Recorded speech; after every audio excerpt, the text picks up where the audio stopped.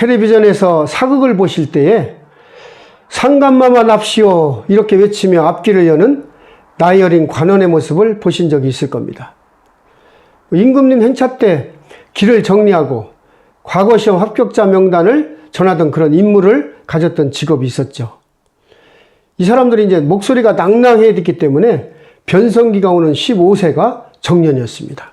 바로 이제 중금이라는 직업이었죠. 요즘 직장마다 직업마다 이 정년의 차이는 조금씩 다르지만 정년이 정해져 있죠. 평생 직장의 시대는 이제 사라졌고 평생 직업의 시대가 이제 완전히 자리를 잡은 그런 시대가 된 겁니다. 엘빈 토플러가 얘기했죠. 제3의 물결에서 농업 사이에서 산업 사이로, 산업 사이에서 정보화 사이로 가는데 걸리는 그런 시간입니다. 그러나 요즘은 하루가 다르게 변하고 있다는 그런 말씀들을 하시죠. 자고 나면 세상이 변했다는 그런 말씀들을 하십니다.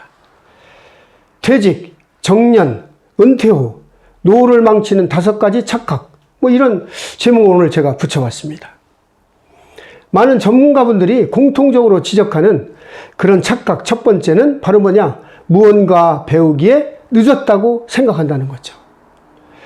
나이가 들면서 뭔가 새로운 기계나 기술 이런 거를 접하면 겁부터 먹는 것이 사람들이잖아요.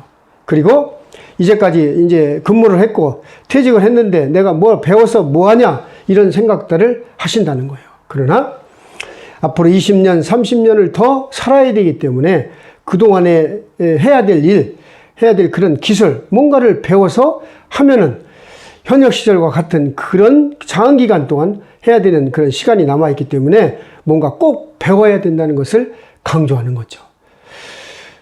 예전에 김대중 대통령께서 후보 시절에 텔레비전 토론에 나와서 그 사회자 질문에 답하는 것을 제가 봤습니다.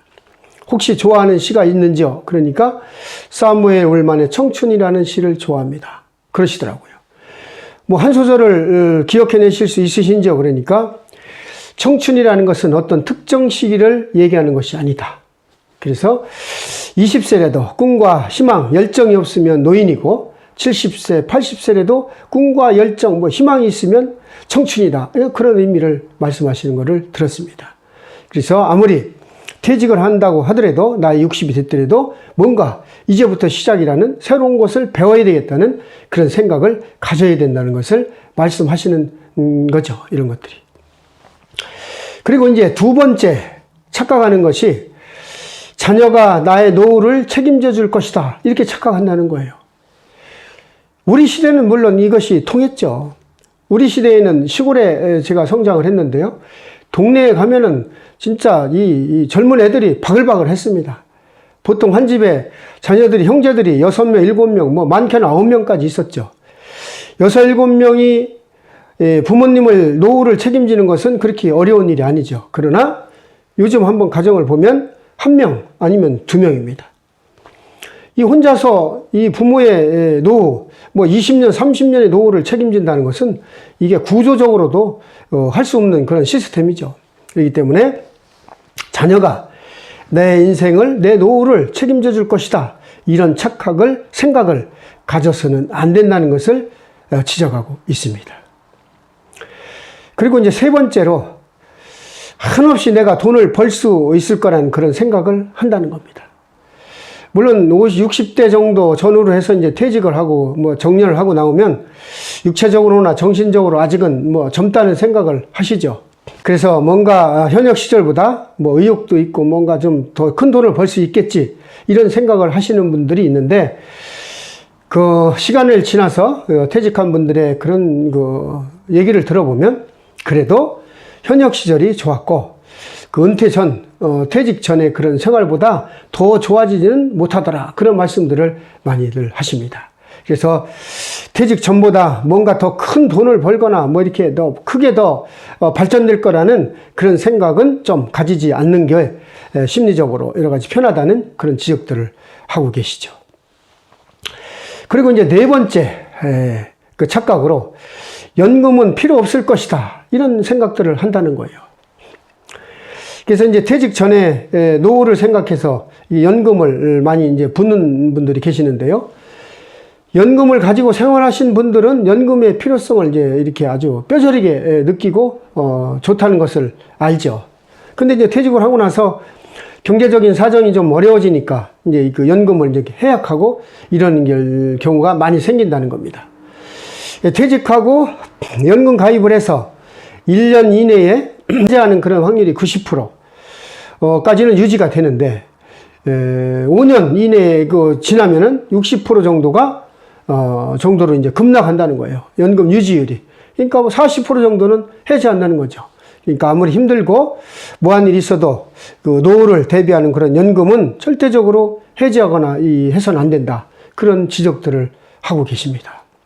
그러니까 우리가 그 연금의 중요성은 뭐 조금 젊었을 때는 잘 모르죠. 그러나 누구나 이제 노후가 있는 것이고 나이가 들어서 아무리 70, 80이 됐을 때까지 일을 한다고 해도 향후 몇 년은 노년에 완전히 접어들었을 때는 일을 할 수 없는 그런 지경에 이르게 되는 경우가 많이 있습니다. 그럴 경우를 대비해서 그런 노후, 연금은 절대로 해지하지 말라는, 해약해서는 안 된다는 그런 지적들을 하고 계시는 거죠. 그리고 이제 마지막으로 5번째 착각은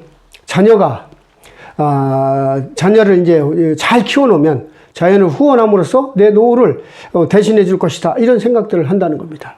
아까 2번째 말씀드렸던 자녀가 내 노후를 책임질 것이다. 요거와는 조금은 다른 뉘앙스죠.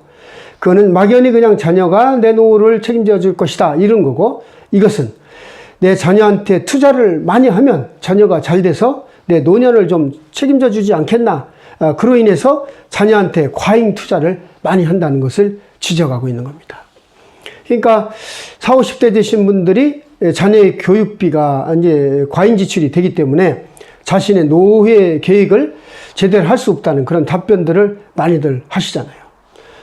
그리고 이제 헬리콥터맘이라고 그 자녀의 주위를 빙빙빙 돌면서 계속 보살펴주는 그런 부모님들이 계십니다. 심지어 이제 대학에 들어와도 본인이 스스로 해야 되는데, 뭐 대학의 수강 신청이라든지 이런 것들을 부모들이 해주는 분들이 있어요. 그러니까 아마 계속 돌봐주고 하면은 이 사랑이 결국 나한테 좀 되돌아오지 않겠냐, 이런 그런 착각에서 그렇게 하시고 있는 것 같습니다. 그러나 전문가분들의 말씀은 이렇게 해서는 안 된다는 것을 지적하고 있는 거죠. 자녀의 인생을 책임지려 하지 마라. 이런 거를 말씀하시는 거죠. 그러니까 자녀들의 인생은 자녀들의 인생이고 내 인생은 내 인생이기 때문에 나의 노후를 좀 더 즐겁고 행복하게 하기 위해서는 자녀에 대한 그런 과잉 투자를 삼가해야 된다. 이런 지적들을 하고 계시는 겁니다. 초등학교 시험 문제에 그런 게 있었다고 그래요. 부모님들은 왜 우리들을 사랑하실까요? 이렇게 물어봤어요. 그러니까 이 학생이 대답을 했습니다. 그러게 말입니다. 누가 우리를 사랑하라고 했어요? 부모님들이 사랑한 거지. 그러니까 우리 부모님들을 생각해보면 자녀들한테 하는 거에 10분의 1 정도도 안 하고 있잖아요. 그러니까 사랑은 내리사랑이라고, 뭐 이건 어쩔 수 없는 거죠. 그래서 자녀들한테 하는 거에 베푸는 사랑의 뭐 10분의 1만 부모한테 하면 뭐 효자 소리를 듣는다는 그런 말씀들을 많이들 하시죠. 그래서 그 전문가분들이 지적하는 사항은 이렇게 자신의 노후 대비를 좀 철저히 하는 것이 중요하고, 결국 그것이 자녀들을 위한 일이지 자녀에 대한 너무 과잉을 투자를 함으로써 자신의 노후를 망치는 계획을 흐트리는 그런 누를 범해서는 안 된다는 것을 지적하고 있습니다.